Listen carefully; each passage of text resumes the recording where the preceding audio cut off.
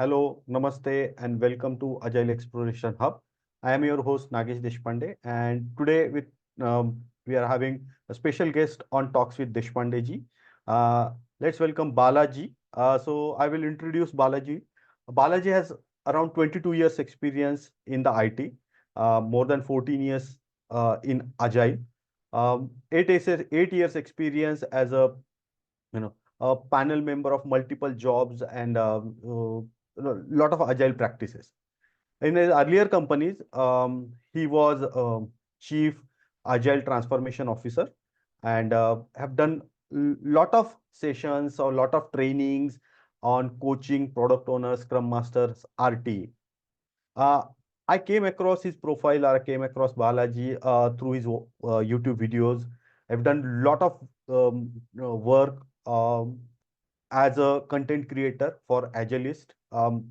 He's a passionate about Agile, sharing his knowledge, information, wisdom with all our audience. So he is right now a strategic advisor to the board or C-suite advisor as a part of association of one of the world's largest leading consulting group. So let's welcome Balaji.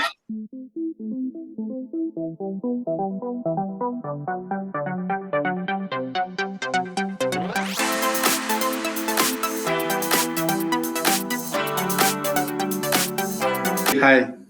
Yeah, hi. So how are you doing today? Yeah, I'm doing good, and I believe the same is with you too. Yes, yes. So yeah, that's it's a Saturday weekend. So normally I get busy recording this podcast with people like you and learn from you guys. And there's a lot of things that learn. So which city you are right now in? Chennai. Oh, great. Chennai. So Chennai, yeah, there was a, so are you following all IPL? Chennai fan? Not really, but Yeah. I've been to Chennai, I guess 5 years back. I just spent 2, 3 days in Chennai. It's a nice city. Gives a different vibe and culture and all mm, that. So it's a great city. So let's deep dive into our today's topic. So sure. me and Balaji discussed and we decided to have a discussion on agile at scale, like scaled agile framework, safe, as well as agile for hybrid projects. So we'll come into those details later on the part. So let's start our discussion, Balaji. And when I become a Scrum Master, so what I did, I went to Agile books, I attended few courses and all that to understand Scrum fundamentals. And now similar thing happening with me when I'm getting um, information about safe. So when I was new, I was looking for someone who is like who can help me to understand safe principles, values, and all that. So someone like me, a new person, how you will explain, what is safe and what are the key components of it or key values and principles of it. Okay, so generally, right, when it actually comes to the world of safe, what I used to do is I actually used to give this particular analogy. Okay, Hmm. so we have something like a addition, multiplication, summation, and then we have something called a integral calculus. Right. But mathematically, if you see all this plus, the addition, multiplication, summation, and integral calculus is actually fundamentally going to aggregate the components, but still we all understand that there is a subtle difference between all these things, right? Right. So what really happens is that instead of a single team, if I have multiple team of teams, probably I cannot go with the basic frameworks like a Scrum, Kanban. I need Right. a model, I need a reference framework using which I can scale up onto multiple team of teams. Okay, so to for me to have a structured way of collaboration, communication, coordination, we need some kind of a principles, some kind of a practices, and some kind of a processes. I think safe actually begins the journey from there, right? So if we have multiple team, then probably how do I need to take it forward in terms of the agile transformation journey? We need some basis framework. I always see safe from that particular perspective. Right. So you just mentioned about multiple teams and all that.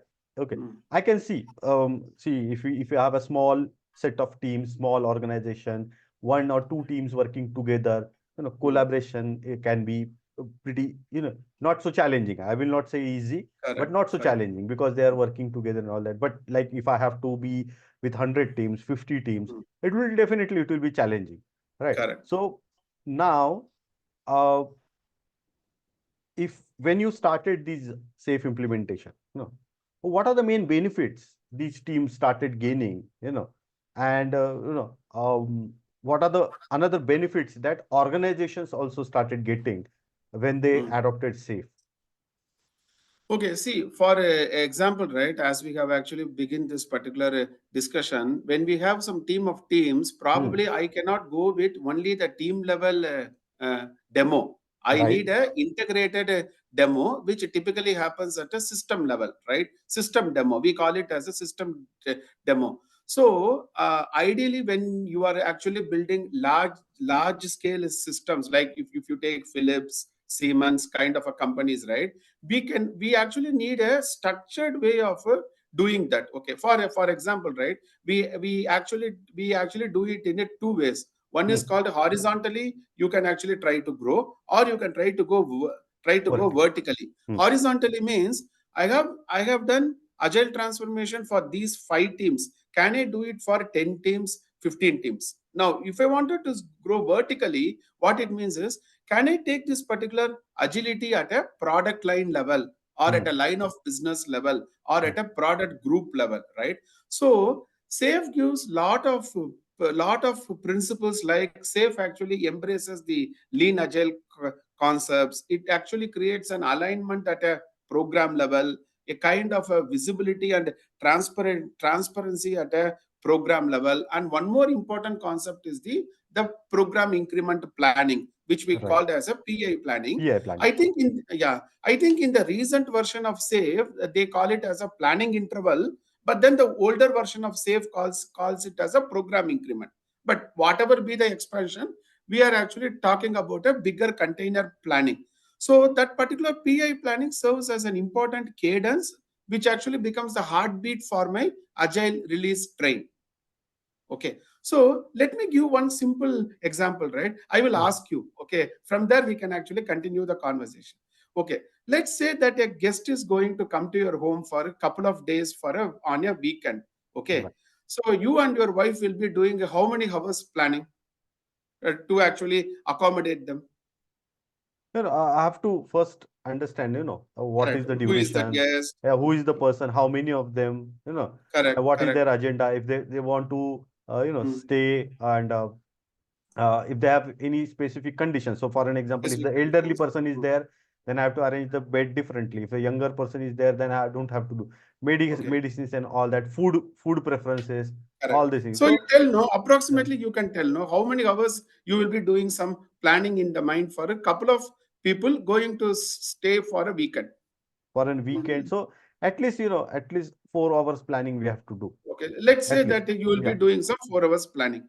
Now, let us take the example that 40 people are going to come to your home, and some function is there in your home, and then people are going to be there in the home for 3 to 4 weeks. Now, can you tell how many hours you need planning? Absolutely. It's a very challenging situation because then I Right. have to do a lot of planning. I have to, Correct. yeah, So, okay. So let's say that you will be taking a 10 hours of a planning. right. Okay. Now, when I say 10 hours, it is not that in a single stretch we are going to do the planning, but with some successive breaks in between, we are doing planning for a 10 hours. This is what exactly happens in the organization, because instead of a single team, now I need to encompass the activities of a multiple team of teams. And Absolutely. then, instead of planning for a couple of weeks, I'm going to plan for 8 to 12 weeks of work, because a PI boundary typically goes for 8 to 12 weeks, right? Right. So because the boundary is also more, and because the timeline is more, and also the team of teams are more, I cannot do the planning only for 4 to 5 hours. That's why the concept of program increment planning came into picture, right?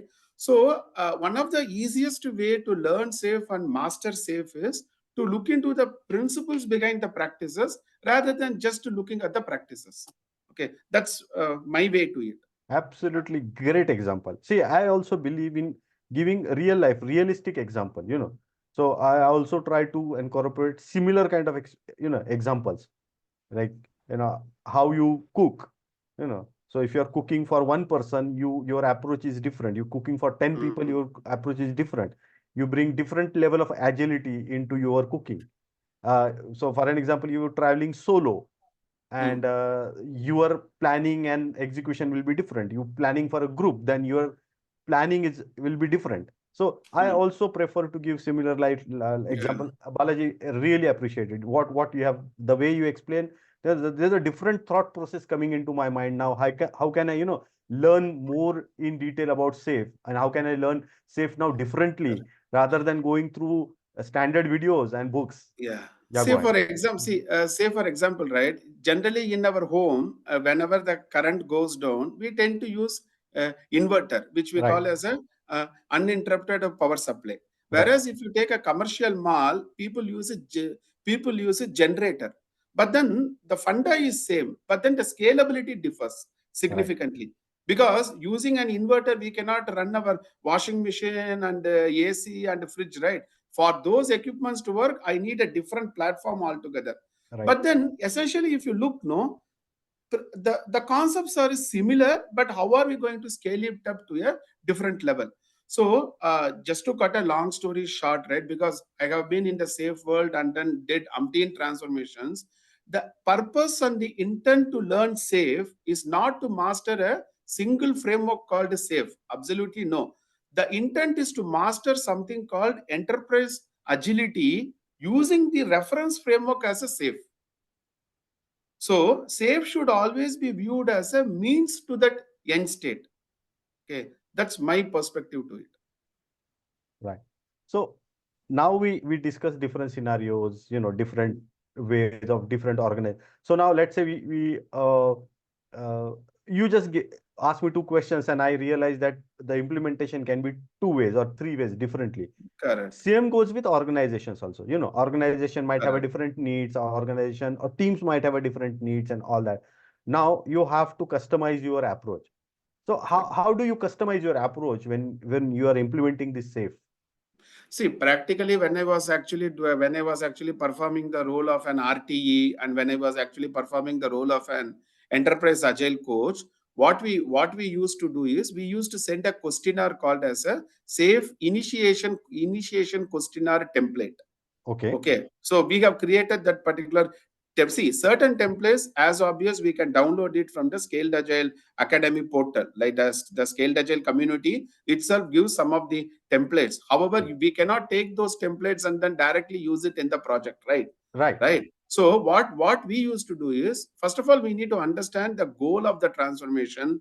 What is the challenge? Why are they going for safe in the first place? What is the background thought which makes them to think that okay, probably safe could potentially solve the problems? Sometimes those assumptions need to be validated at the beginning of the journey itself, right? So what we used to do is we created something like a safe initiation questionnaire template. Now the Okay. problem here is, if we are asking too many questions also, people will not reply to the mail, right? At the Right. same time, if I'm compressing the questions and making only 7 or 8 questions, I cannot ensure the comprehensiveness of the landscape. That Right. is where your experience comes as a experienced coach, right? Your capability comes as a experienced coach. Now, okay, let me tell practically, okay, because only then it will add value to our audience. Right. See, just by sending mail, no one is going to reply to the mail.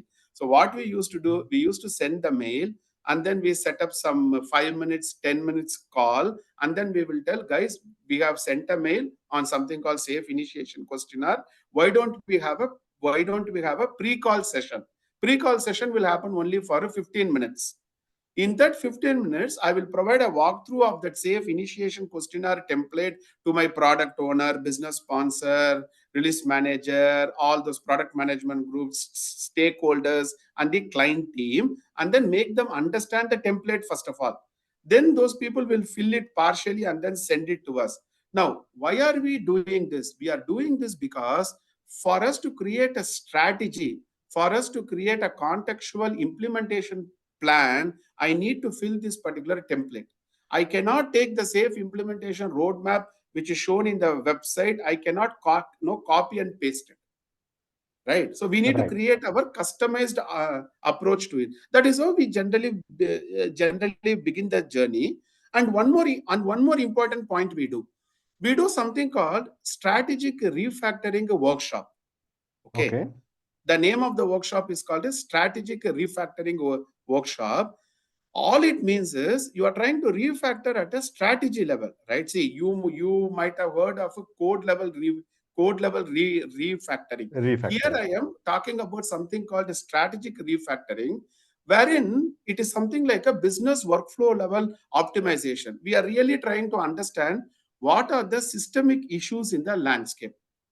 Okay, guys, do you have a dependency management problem? Do you have any kind of a problem in terms of vendor and supply integration? Do you have any challenges in the release management journey? Do you have any challenges in the funding part? What is your actual ground level problem? We try to capture it there. The reason being, if our agile transformation or safe transformation is not going to solve the existing problem, then people will consider this transformation itself as a one more problem. Right. And then what is going to happen is people will exhibit resistance. Then again, we need to create a resistance management plan for that. Absolutely. So instead of doing all these things, the better way to do is we always try to co-create the strategy together with the larger forum, so that tomorrow no need to create a separate resistance management plan. That's a great way of planning, and people will definitely need this, and they will find it useful. Absolutely great. So moving on to the next question. So you shared these strategies and how it is been implemented, or the why part of it, why we are doing it. So once we know why we are doing it, it will be easy to implement, or it will be easy to progress, I will say. Correct. Can you share some success stories, where the outcome of all the strategies, implementation, safe implementation, turn out into a successful transformation? Okay, see, now that word particular success always has an element of a subjectivity in that, because the definition of a success need to be very clear. Of course, whatever be the transformation, be it an agile transformation, digital transformation, or a business transformation, fulfillment of the goal of the transformation can be treated as a success, because every transformation comes with some goal, right? Okay, now what we generally do is we have created something called as an outcome based plan, OBP. Okay. Correct. It is called as an outcome based plan to do an agile transformation. Or you can even, because we are discussing about scaled agile framework here, you can take it as an outcome based plan to do a safe transformation. Okay, now what it really means is, for example, I am creating a small objective which is called as reduce cycle time by 10%, PI after PI. Okay, reduce 15%. Okay, reduce the technical debt by 15%, release after release. Okay, so all that I'm trying to say is I am creating a goal here. I am not bothered about, really speaking, whether we are using Scrum or Kanban or DevOps or Safe, Nexus, Spotify. All those things are secondary. For me, the goal need to be reached. Now, why this particular goal is very important is because at a person of a leadership team, right, they are not really interested in the velocity. They are not interested in the burn up chart, burn down chart, and the Jira. All that they wanted is, okay, can I get a better CSAT score? Can I get a better ESAT score, employee satisfaction score? Can I have an improvement in my product brand index? Can I have some kind of an improvement or increase in the revenue and the profit margin? Does my company has a better go-to-market strategy in terms of positioning my footprint in the global audience? This is what my leadership team is interested. Now, to achieve that, Agile should be used, Safe should be used as a means to that end. If not, no one cares for safe, right? So that is where that what not only your agile and safe knowledge is going to help, little bit of a business acumen, business, understanding the business imperatives and business drivers is also of paramount importance. So for one of my client, maybe 6 months back or 8 months back, I have formulated something called as a balance sheet driven agile transformation. Oh, nice. Okay, the name of the concept itself is called balance sheet driven agile transformation. Okay, what it means? It means only one thing. At the end of the transformation, let's say 4 months or 5 months, that positivity should be reflected in the numbers of the balance sheet. Balance sheet. Okay, so balance sheet becomes a driving factor to drive the transformation. Now, if you take this particular vocabulary, terminology, and the nomenclature to your C-suite executives, then they will listen to us. Right. If you are going them and then telling, hey, I'm going to improve velocity, I'm going to improve my cycle time lead time, I'm going to reduce my cycle time lead time, means they, because they speak a different language. Agree.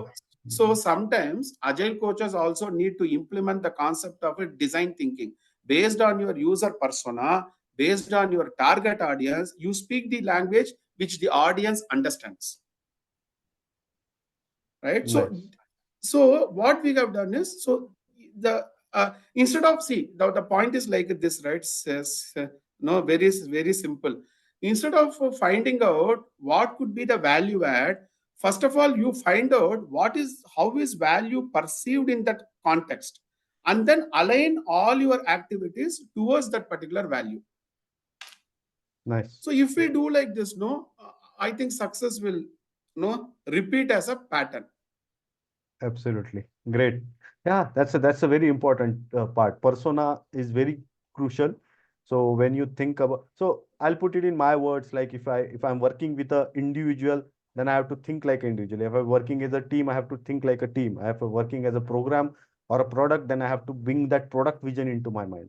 And as you said, leadership or you know, C-suite level executive, I have to think like them, what exactly their need, how can I change the business for them. That's a great example. Awesome.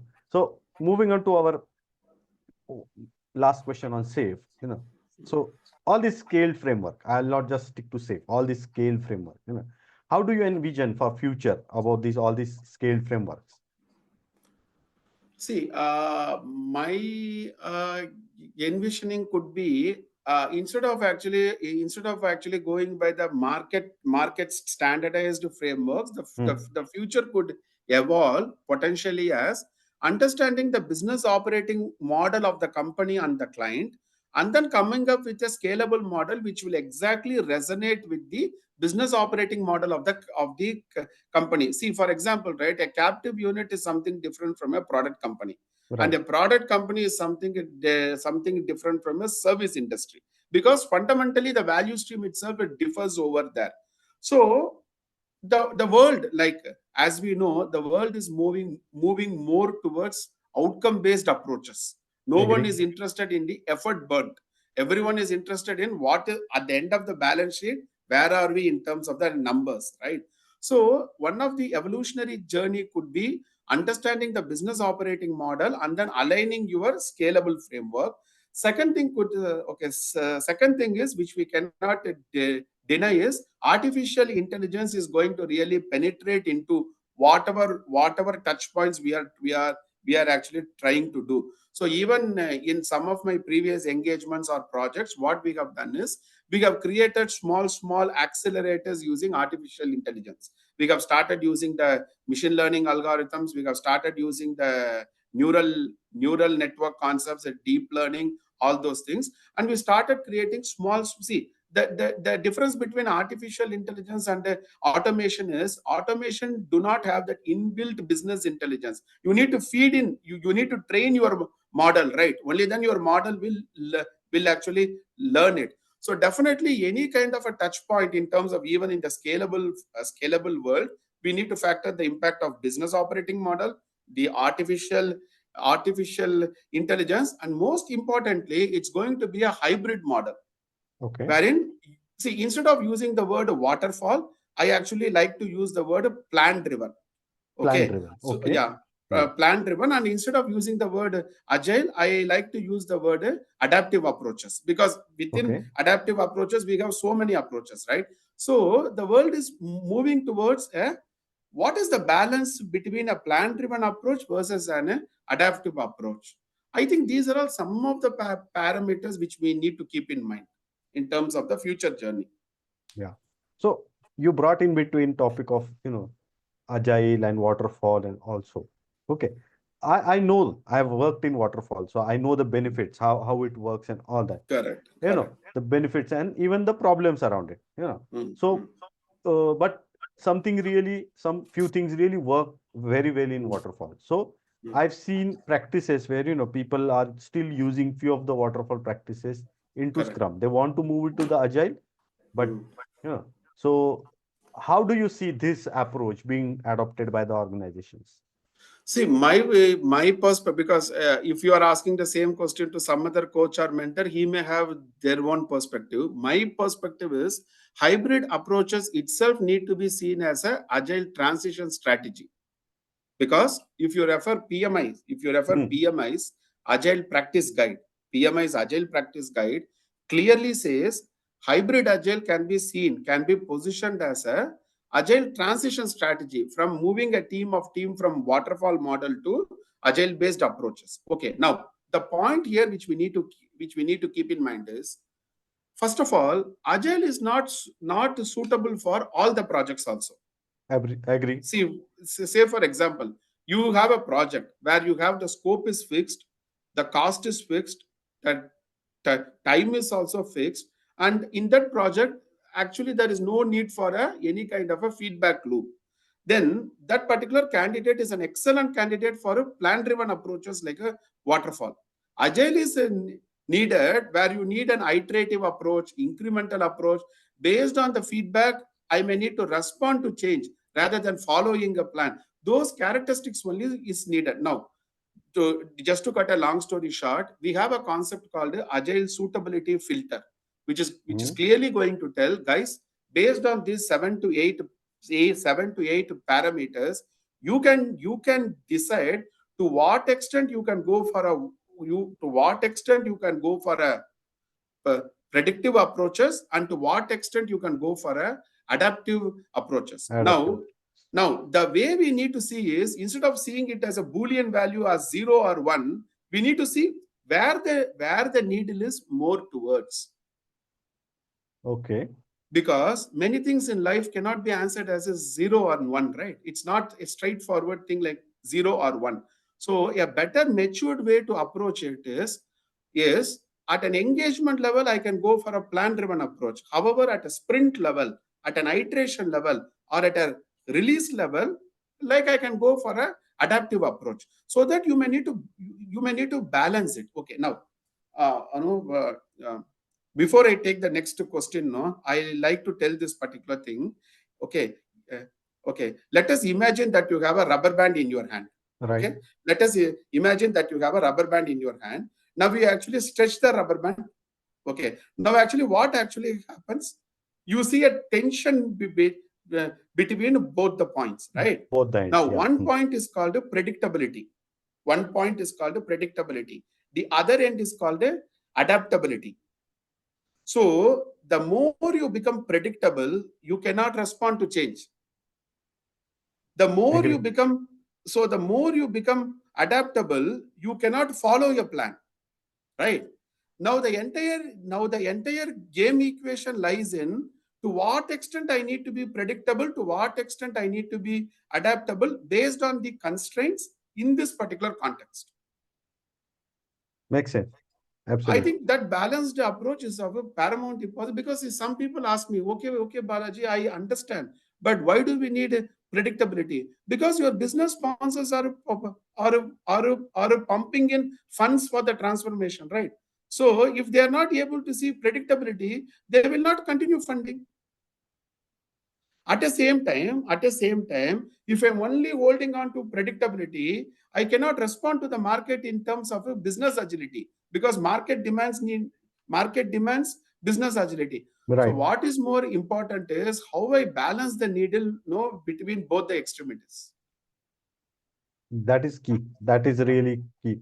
Now, let's Correct. say we find out this balance and all that. Okay. So how do you foster communication here? You know, because uh, you can see the teams are having different approach. Like someone have a adaptive, and someone have a like a waterfallish Okay. approach and all that. See, communication is a very clear. Okay, I don't have any challenges in terms of the thinking process and the communication. Challenge comes when is that communication has been properly traveled all the way to the team members is the challenge. See, whenever Hmm. a portfolio level planning happens, we are very clear on why are we doing certain things in a certain way. Okay, factoring the strategic benefits over there. Unfortunately, in the IT industry, the communication gap happens between the ground level teams who are actually creating the value versus the teams who are actually deciding what do you mean by value. So what we used to say, no, the ground level teams are called the value creators. Value Okay, creators. Yes. value, because they are only creating the software. So your ground level team, your Scrum team, Kanban team, DevOps teams, Agile team is called as a value creator, and your portfolio level teams are called a value identifiers, because those guys are only telling, guys, this is an initiative which we need to focus in this particular quarter. And the program level teams are a middle level management is called as a value enablers, because they Right. are actually not tying the knot between the value creators and the value identifiers. Now, a practical challenge here, no, let me tell, in a service based IT industry, product owner comes inside the project itself only after seventh sprint. Okay, because the reason is onboarding is going on, background verification check need to be cleared, and this client is a BFSI client. Even for internal employees, unless and until the background check is cleared, we cannot share the user ID password, we cannot create a credential, so the onboarding process will take time. By then the business will not wait for the software, right? So Right. by the time the seventh sprint is actually going on, at that time the product owner comes. Now, what happens in a certification is we tend to assume as if a product owner, Scrum Master, architecture runway, enablers, everything is really there. But in a real-time engagement, you need to get it done. There comes the challenge. Apart from that, okay, we have other challenges which we can easily manage. The problem here is if an agile coach is inducted inside the program, when the program is already in a deep red, how does Hmm. an agile coach also can do coaching in a peaceful manner, right? So those kind of things also we may need to factor, because life never runs as per whatever written in the guidebooks, right? Practically pragmatic approach is something different, which is driven by the classes of the RFP and the SOW. Right, Okay, right, right, right. Yeah. So so that's where the experience comes into picture. I agree. Yeah, absolutely. Right. Yeah. So let's move on to the next agenda. Next point Sure. is like, you um now we are, let's say, one team, one organization decided that okay, let's move on to hybrid methodology. Let's Hmm. use some part of waterfall, scrum, and all that. Correct. Yeah, na? And there can be, like you just mentioned, did the certification, and then they assume that everyone is already there sitting, and so this is a misconception they have in their mind. You know, Hmm. few things doesn't fall according to the plan. So, what are some of the other misconceptions that people have, around these about these methodologies? No, sometimes actually one of the challenge of what I see is sometimes the framework has been already decided by them with a preconceived notion rather than actually Hmm. really doing the ground level challenges, ground level exercise to identify the framework. Okay, so it is like someone saying, "Hey, my cousin brother completed an executive MBA, yeah, so you also enroll for the program." That particular Right. mentality. See, safe would see safe is just an example here. Be it safe or any other framework, that framework had worked successfully in some company because they might have done enough justice to the to the prerequisites or precursor activities. We also need to Right. understand the entire landscape, right? So one of the challenge what I see is that I actually create something called as a go green plan. Go green plan means the projects are already in the red, deep red. At that time, my management will call me inside that particular engagement as an agile coach, and they will expect me to turn the table. Okay, expect me to do some miracle in the name of agile. So Magic. what does the companies expect is to create something called as a go green plan, and that go green plan is going to tell guys, these are the series of activities which we are going to do within the period of 30 to 60 days, so that your project will move from red to amber, then from amber to green. So in my opinion, this is a very, very important capability. Because if the, okay, let's say for an example, let's say that we are implementing safe, but if the project is still going in the red, then who cares for actual implementation? See, actually speaking, safe when implemented properly is bound to give the results. The Absolutely. problem here is people take some part of safe based on their own whims and fantasies. Also, people take selective portions of safe and then try to use it, and then they will tell, hey, safe is not working, agile is not working. But how come the same safe has given so much of a return on investment in some other companies and clients? Framework is same, right? Framework is You are same. not Yeah. using different framework, those guys are not using different framework. But something failed here, something created success there means we need to do some little bit of a deep dive analysis. Absolutely. Yeah, I'll share my views here. I often feel, this is the emotion. I am not saying this is by my, experience or something. Like, I feel that many of our organization, they go into this FOMO, feeling of missing out. This organization, one of my friends' organization did agile, and so we will also do agile. They will keep same level of mindset, same thinking process, same way of working, but they will not change, they will not adopt it. Like you mentioned, they will only take bits and pieces. Correct. We'll do only daily scrum, we are agile. We are only using Jira, we are agile. So that level of mindsets are still there. That has to be changed. If you are willing to adopt any, like you just already mentioned, any framework, maybe it's Scrum, Safe, you know, understand first of all, do you need it? Second thing, if you really need it, how can you leverage it, at max, using all the proper methodology, all the principles and values implemented, not just don't give half cooked or don't use half cooked things.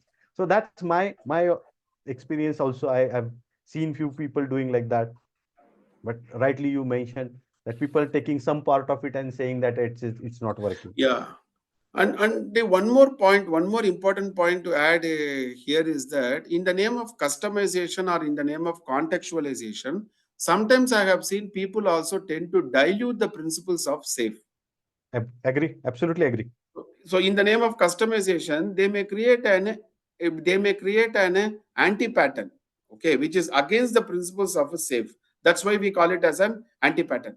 So Anti-pattern. we also need to know when to customize, when not to customize, and to what extent we need to customize. Customization doesn't mean that, okay, something I will take from portfolio or something. No. No, There no. should be a reason behind it. And many companies implement safe only till the program construct. Typically at a portfolio level, they still follow a cost center based budgeting model. They actually do not fund a value stream based funding model. However, like I could see in the recent past, many companies have at least become matured enough to think about moving from project to product mindset. Yes.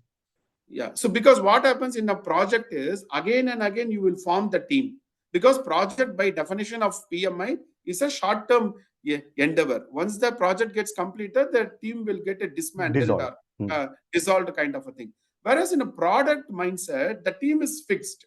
You are actually bringing the work to the team. So what happens again and again the team no need to undergo the journey of forming, storming, norming, performing. Because practically what happens in the service company, by the time the team gels and starts performing, the project ends. Ends.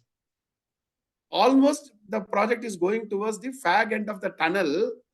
These guys shoot up their performance, the project ends. Project ends. So I think that business operating model and other ecosystem parameters also need to be resonating. Then these frameworks and whatever we are discussing will definitely create a magic in the system. Right. Great. Good discussion, Balaji. So coming to last few questions, I'm really curious to know about this, Agile Mentorship Program, AMP. What is that? Can you just, elaborate a little bit to our viewers? What is Yeah, that? yeah. So you are asking about my own program, Yes, right? yes, Agile yes. Mentor. Okay. So by the way, I started this Agile Mentorship program shortly called as a AMP somewhere in March 2021. Okay.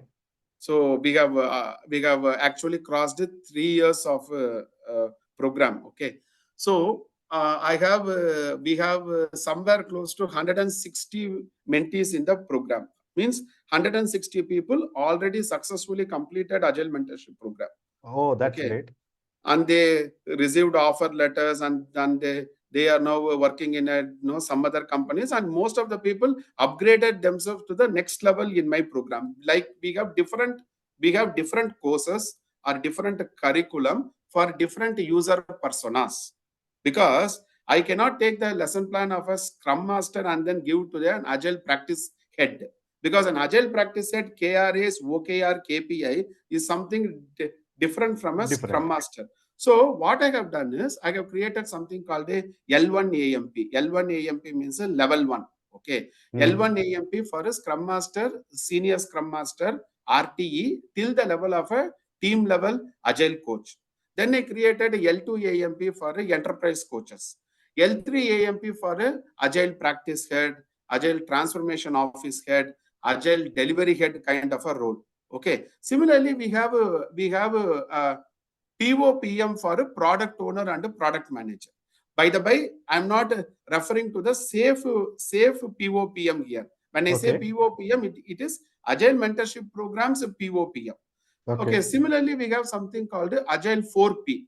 Okay. It is called 4Ps because project, program, portfolio, and product management. So what I have done is, depending upon the different user personas or the target group, closest lesson plan will be given to them. Okay, and then the mentoring sessions will be done by me, and some real-time templates will also be given to them. I will also help them to come up with a robust resume, cover letter, and I do a mock interview, and then I give them the feedback. That looks very comprehensive, package. Great. Great. Good Yeah, to and, know about and, it. and, and what we do is we have something called as an AMP enrollment form. In that Okay. form, what is that which has been committed between between me as a mentor and you as a mentee? Let's say that you are joining my program, just for example, right? Right. What is that I have discussed with you on which particular day? What are all your current pain points? Where do you need my help or support as a mentor? Everything will be documented there. Reason being, by the same name, we have so many people, right? Right. Pavan Kumar, Pavan. We have so many Pavans, right? Right. So I need to be very clear with which guy, which particular program, what I committed. So Right. I maintain something called as a AMP enrollment form, and that form will serve for our future reference also. Nice. So with lot of hard work, dedication, and commitment, I have created this particular program, and we are able to attract, or no, we are able to attract 160 people till date without a single ad, Amazing. only through the organic pull. Nice, nice, nice. Great. To our viewers, we will share the details about this program into description box. So please go through the details. The contact details like LinkedIn profile, website of Balaji will be available into the description box.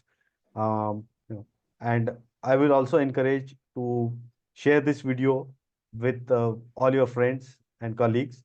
So there's a lot of information, knowledge, or so many things that you can learn from Balaji. So Balaji, one last question for the day. What are the advices that you will give to aspiring agilists? Let's say a person who is like at very entry level, very basic level as a Mhm. Scrum Master. See, maybe it's a friendly suggestion. The point is that, no, see, some people may have the attitude of learning a subject for the sake of getting a better compensation or a better designation or a job. But from my perspective, that particular approach is not a very correct approach, because any subject need to be learned with a love and passion for the subject, right? Agree. If I'm learning agile, then I need to have that passion in my cells. Okay, of course, getting a better job, getting a higher designation or a promotion, getting a higher compensation is a byproduct of the journey.